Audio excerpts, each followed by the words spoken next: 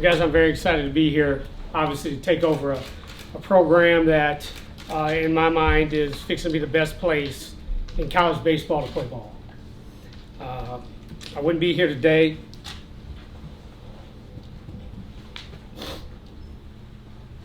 without my wife and my family. So I want to thank them. I also want to thank President Moorhead and our Director of Athletics, Josh Brooks, for giving me this opportunity. And then I also have to thank Scott Woodward and Jay Johnson at LSU for, being patient during this time. So it's a transition. We're trying to win a national title there. We're in Omaha. We're in a good spot. But that's something I want to do here as well. So with that, I'll open up for some questions. We've got a couple of mic holders, so just raise your hand. We'll get a mic over to you. Coach, obviously, like I said, you're getting ready to help LSU, go to the World Series. I'm assuming you've done a lot of multitasking since you've, the name head coach. Can you kind of give an example of how that's been going? Kind of what has your average day been like since you took over the head coaching job here? Yeah, I'll tell you exactly how it's been. It's I wake up really early. I go to bed really late, and I drink a lot of caffeine in the middle. But actually, what happened, I actually sat down and wrote out my days how they need to, because, I still, like I said, I'm trying to lead those young men to a national title. And so I wake up, first thing I would do was from roughly about 5 to 8.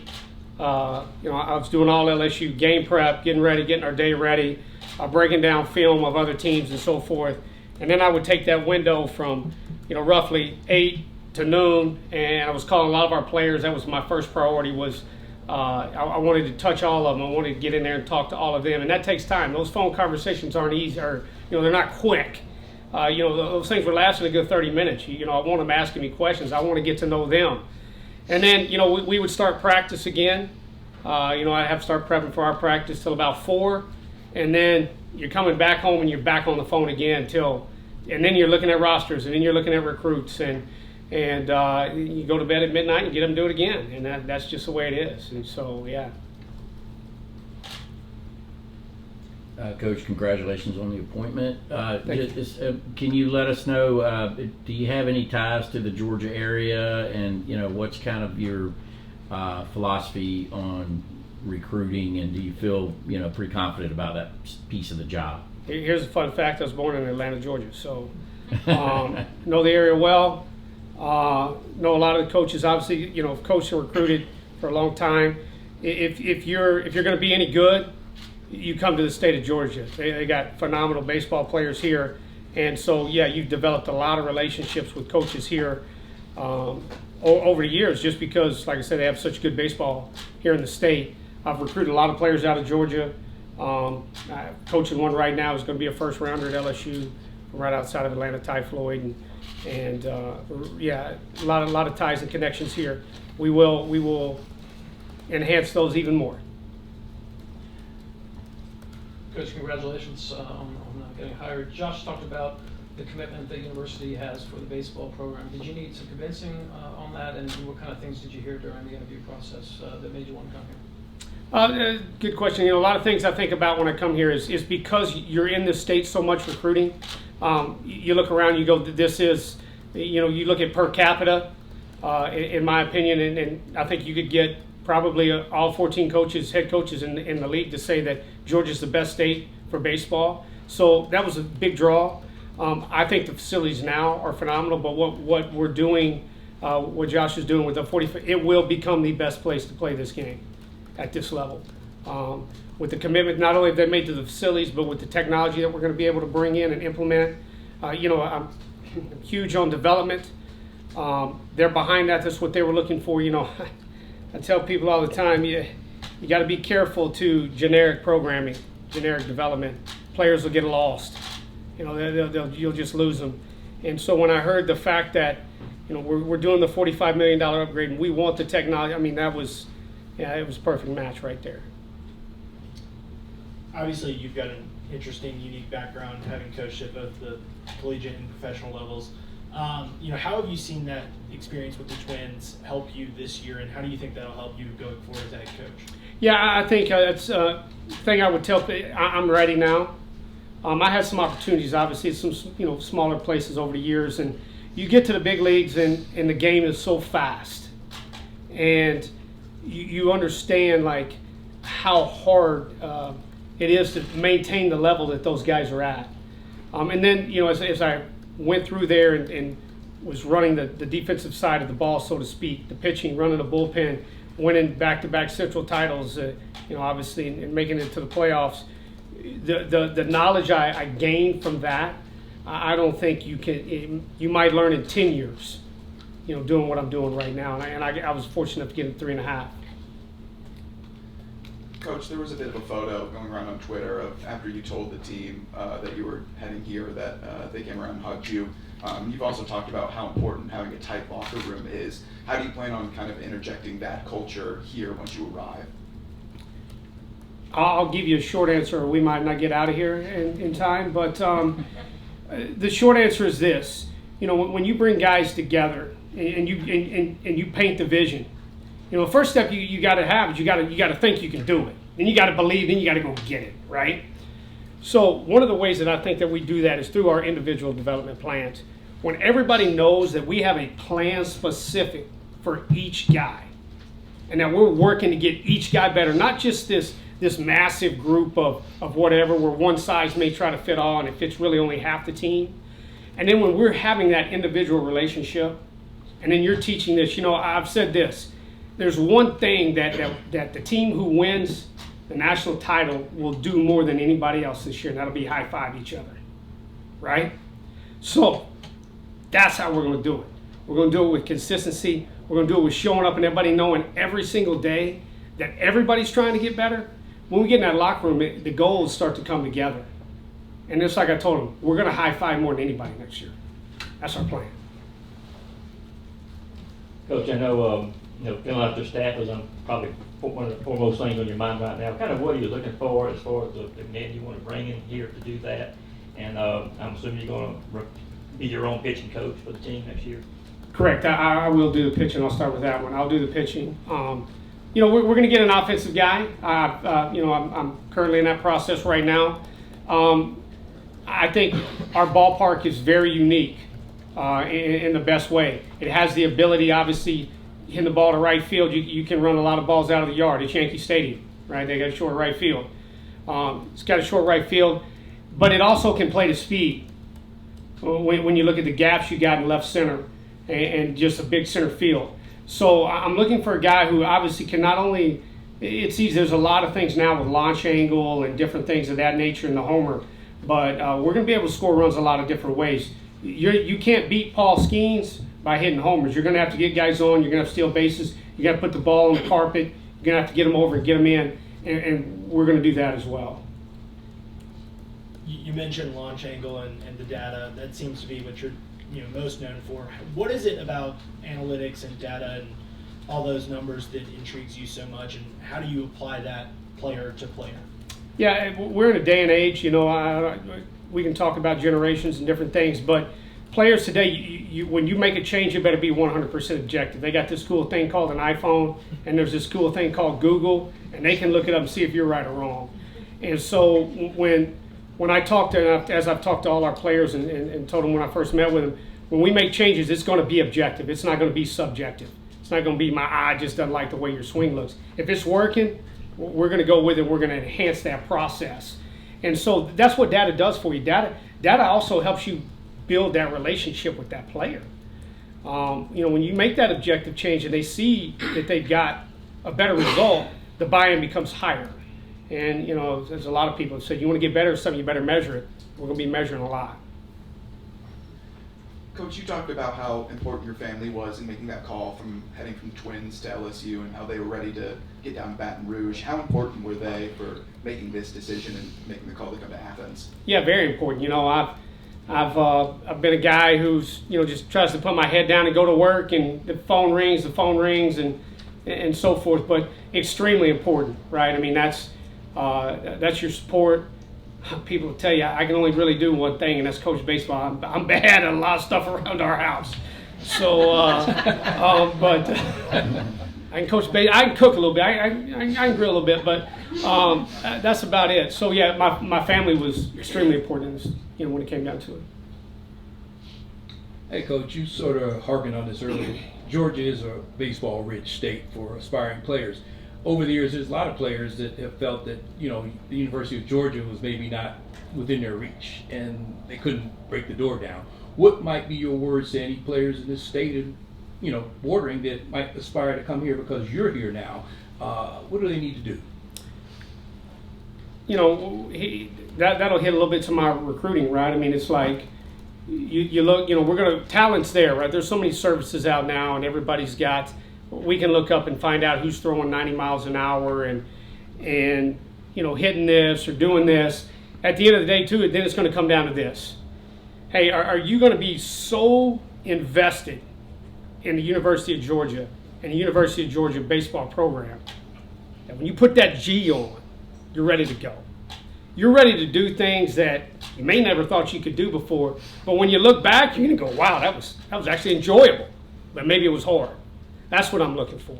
I'm looking for people who, when they put it on, they're ready to go. They know that they're not only representing themselves, but the university and a great baseball program, that we're going to do some things that hadn't been done here in a while. And if they can do that and do it and know that at the end of the day, they're so bought in, like I say, they're doing things that most people look at, man, you guys are pushing sleds. Ain't no way I'd do that. Oh, no, I actually enjoy it. That's what I'm looking for. A couple more recruiting related questions. First, as far as the improved facilities, the pitching ladder, everything that's being built, how much is that going to help your job as a recruiter, your assistant's job, and also transfer portals? Obviously, a huge thing. How active do you anticipate being involved in that? I'll start with the portal first. I mean, I don't think you can be, unfortunately, the way the game is going, not only in our sport but in all sports, you're going to have to be active in the portal. It just is what it is. I'm more so on that side of things. But when you look at recruiting, anytime facilities are improved, it should help. But at the end of the day, we should be selling a product, and we are selling a product that shows that we're not only developing them on a baseball field, and we're going to do it better than anybody in the country, but we're developing them as men, as student athletes. They're going to walk out of here with a degree, and they're going to be, whether if they get the chance to play professional baseball, outstanding. But if they don't, they're walking out here with a degree that's got Georgia on, and that's going to open a lot of doors for them. And so it's when you look at recruiting in every aspect from facilities, yes, they're all there, and we'll have them all now. But at the end of the day, you still have to let them know how you're going to develop them and turn them into a better baseball player and a better man. Obviously, a lot of people have TrackMan technology. If you could point, I guess ask you to sell yourself here a little bit. You've had an incredible record with pitchers in producing early round selections. So if you could put your finger on, if you're explaining to somebody, what has been your knack for doing that? What are you able to do to make that happen? I'll tell you what people think. Maybe I should say that. Velocity. I've increased players' velocity on the mound. That track record's out there, and you can obviously look that up and see. But that's what probably, and TrackMan's a big part of that. Force play mounds and so forth. There's a lot of technology we use, but at the end of the day, it comes down to everybody's going to say velocity. What's your impressions of the roster you're taking over from going up against Georgia at the end of the season? And have you had a chance to have a conversation with Charlie Condon? What kind of building block is he? Well, I've had a couple conversations with Charlie. Guy could be the best right-handed hitter in college baseball next year. Not that he's not one of them this year. Obviously I'll start with Charlie on that and work backwards. But Charlie, he's doing great. He's in the Cape right now. As everybody obviously already knows, he's up for Team USA, and he'll go out there and hopefully have a good showing and represent our country. But the roster, everybody in the FCC's got talent on rosters. Doesn't matter where you finish or who you are. Everybody's got talent. We've got talent here. We need, we're working some things and working through the roster right now. But yeah, we have some. We've got some guys. The draft's going to be a concern. We'll see what seeing how that plays out. That's an imperfect science. It's really hard to, young men come up with numbers and so forth of what it's going to take. And you talk to teams one day and they're nowhere near, and then the next day, they're. So we'll get through that. The draft this year is obviously later, starts July 9th. But yeah, the roster right now, it's in good shape. It's fine. Coach, you talked about the state of Georgia just being talent rich, and you've lived in a few different SEC towns, but what about Athens outside of the University of Georgia may have helped sell you to move your family here? I've been on record working at other universities, so that this is not just because I'm in this room. I've said this is the best campus in the SEC. I've been to them all. I've said it's the best campus in the SEC. It checks every box from you're here, student experience, obviously degrees, the university, but student experience, facilities, everything, and it's only getting better. So there's a lot of things that draw you to this town. Coach, I know before this season you were talking to a few people saying you just said Athens one of the best campuses. You were also saying LSU is one of the best programs. What did you learn over your time with Rocco and with Jay that you think you can take this program to be one of the best, to match that one of the best campuses in the country? I could talk about Rocco for you've asked a couple questions that we could be in here a long time. Rocco's like a brother to me. We still talk and communicate at times and text and so forth. And so, I don't even know where to start with what I learned from Rocco. That list is so long. I think the biggest thing, I'll tell you this. If I had to narrow down one thing that I think I'll always take away from Rocco is his ability to understand hard losses and how to react to them. We were in a pennant race in 19, to give you an example, and we had it tough, and I want to go through the whole situation. And this guy went into that locker room and touched every guy and got him going, and we turned it around. I could tell a lot of stories about that, but just the ability how to handle tough losses and the ability to go in and get guys back up, because everybody thinks, you see these guys on TV and they're robots and they're superhuman, and man, they're human beings, man. They got a mind, they got a brain, they deal with stuff just like everybody else. Just because they're making millions of dollars doesn't mean that they're not. And so I would say that the relationship side that Rocco has with every player in his locker room is something that I'll take away and do it. And he's been successful, extremely successful. Manager of the year. Come on, this guy's a rock star. Jay's recruiting aspect from the head coaching position is like nobody I've ever seen. And I've worked with obviously a couple of head coaches in our league as fellow colleagues, and then turned into head coaches in this league. And so learning the process of how Jay balances the recruiting and practice, so to speak, or player development is something that I'll take away from him. Got time for a couple more questions?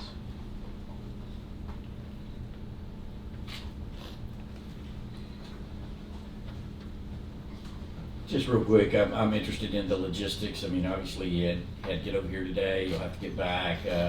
How has all that happened? How have the last couple of days been from what you had to leave behind, what you're having to do here, and when you'll go back? I think I'm going to go back to professional baseball. It's kind of like when you play Seattle on Sunday night baseball, and you got to get on, and you're on the West Coast, and you got to fly back to Minnesota, and you got a 6:30 one Monday night. So you just get used to it. Yeah, the logistics. We obviously won Sunday night. That was fun, special. Anytime you do that, it's hard. People don't realize, they just think it's a given. It's hard. We won yesterday. We had to rally up and get obviously our logistics for the week. Was able to still had wanted to get back talk to Charlie again, talk to some other players again. Then got here. We'll fly back tonight. I got a bullpen in the morning with Paul Skeens at 8, and we leave for Omaha at 10.